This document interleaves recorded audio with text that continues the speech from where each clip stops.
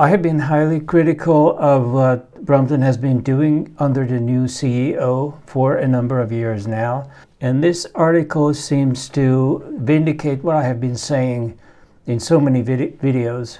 Of course, I speak from the point of view of a DIY person. If you haven't seen my book yet, I recommend that you grab it, and also to watch some of my videos on the DIY options that you have with the Brompton as a platform. Here is the article. This article appeared in Bike Radar, and it is claiming that Brompton profits are now down to zero.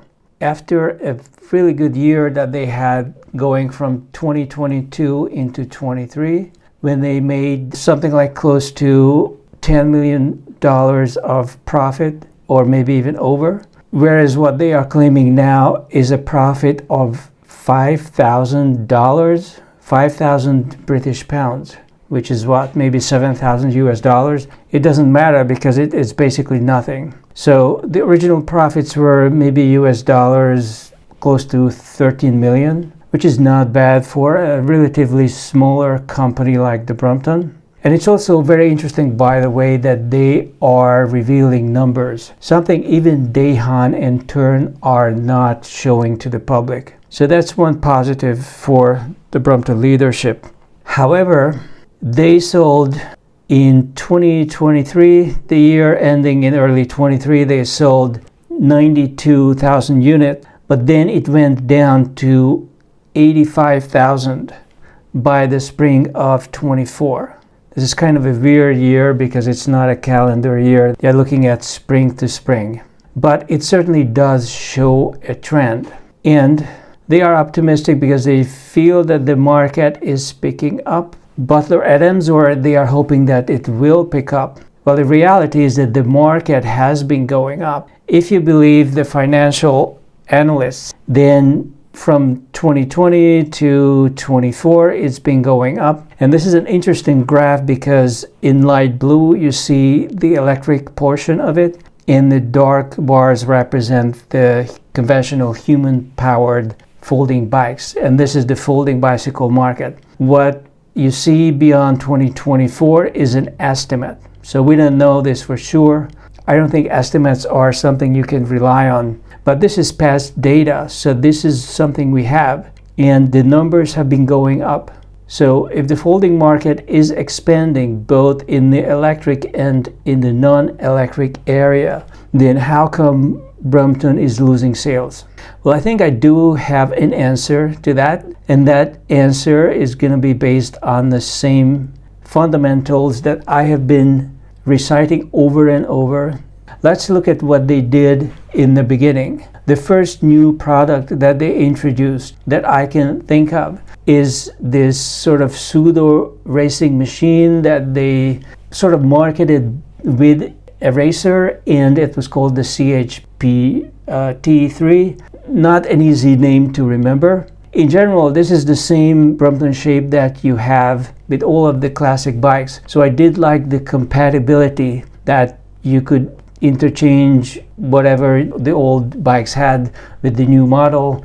And then the third-party support was also something that did not need to adjust because everywhere you see basically the same parts. However, they are definitely trying to copy what the DIY people were doing. And what DIY did for racing and ultra lightweight was typically to make the bike with as much titanium as you can get. So for example, people would replace the sitting stem with titanium, definitely the extremities, the handlebar, and some even the steering column, all of which have been supported by the third-party market for many years now. Also, people would install aerodynamic rims, carbon fiber, or something very lightweight, and external lightweight gears with a lot of range, and big chain wheels for fast speed. So what they should have done with this bike would have been to have a single speed version with a big chain wheel for people who want to go really fast and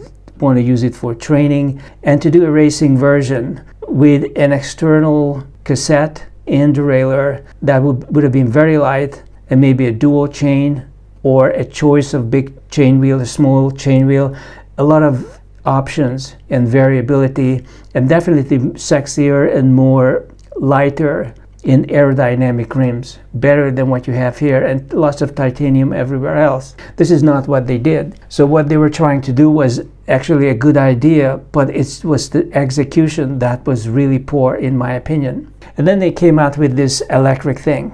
On first look, first of all, they made us wait for a very long time, and the media published all these articles about how a serious racing car company is working on this exceptional package that's going to be such a trend-setting new invention. If they were putting batteries into the frame or doing something extraordinary, I would have understood the weight and the money they supposedly spent on that research. But this is ultimately just a kit with a battery in the bag, which is something that had been used and offered by third-party manufacturers for many years, a lot earlier than Brompton ever came out with. And instead of, if it's a kit form, that's actually not bad, because they could have offered the kit to go with the existing Brompton bikes on the market. So if I had a classic mechanical human-powered Brompton, I could have just bought the kit for, say, $1,000 or $1,500, and I could have upgraded my bike.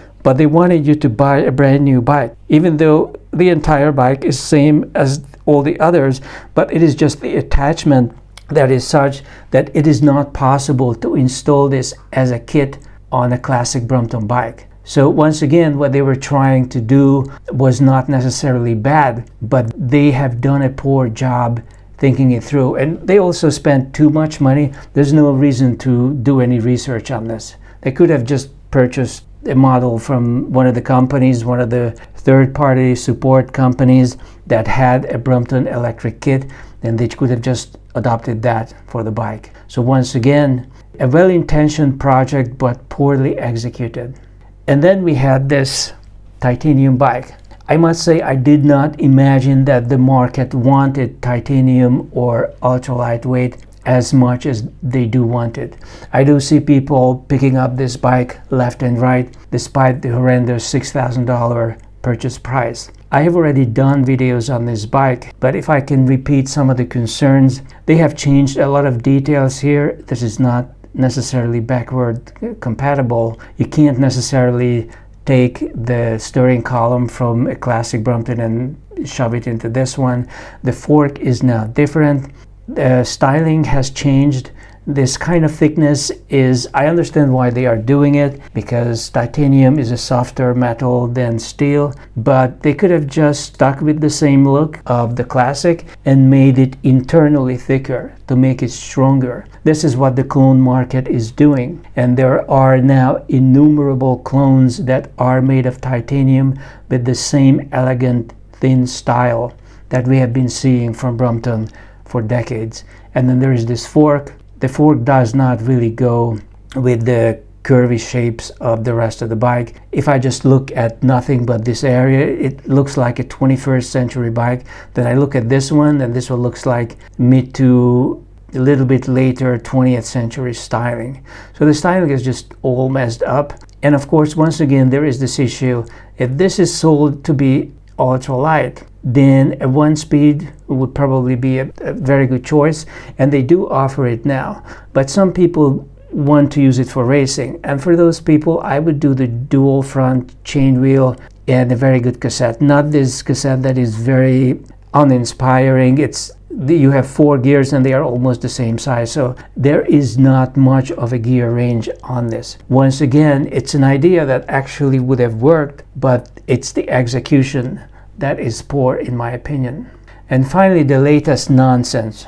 Of course, a lot of DIY people, and even people not doing DIY, have been dreaming about a bigger tire, something to make this bike more comfortable. People like commuters and people who use it for what it was designed: local shopping, urban use, commuting, running errands. They like the foldability, but they don't want the discomfort. They could have just made a different fork and a different rear dropout to support gravel with tires, which are 2 inches. They would have only needed to add a half an inch to each one of them. Then they could have stuck with the same old frame, no research, no re-engineering, no retooling would have been necessary. And this is something the third party has already done.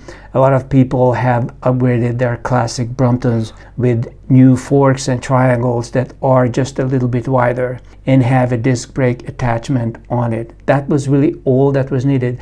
There was no need to redesign the frame, no need to redesign the steering column. And once again, we have yet another fork. So how many forks do we have now? We have the classic fork, we have a carbon fork, and we have an aluminum fork. And none of these new forks even look good with the rest of the frame. People don't need 20-inch wheels. The 16.25 was fine, although it should have been reduced to 16 to put thicker tires on it, because now the tire is going to pick up more space. And this is what most of the DIY people have done. But the thing is, they imagine that it would make a big difference. It really does not. We have full-sized motorcycles that run on 16-inch wheels. So it's really the size and width of the tire that counts as far as comfort is concerned. Once you're up to about 16 inches, that's what a lot of cars use. A lot of trucks use 16 inches. So it's really the tire that makes it more comfortable or more grippy. You don't need to have 20-inch wheels. So once again, obviously we wanted to have a Brompton that would be more comfortable, more rugged, more adaptable for urban commuting. In an environment where the infrastructure is not getting repaired, you have rainy situations, you have potholes everywhere. So yeah, the people wanted to have a bigger tire, but they did not want a completely new bike. And the idea that some sports people who drive up to the mountains to do mountain biking are going to consider this, if they want a folding bike or a compact bike, they have had for decades the Birdies, the Bike Fridays, the Turns, I don't know how many other small wheel bikes that are either compact or foldable or separable. And I don't think any of those people, I don't think a single one of them is going to come over to the Brompton just because it has a more neat fold. So once again, this whole story is the story of incompetence in execution. And the article says that they have the new facility ready to open next year. So they are increasing production even as they are losing sales. Does this make sense?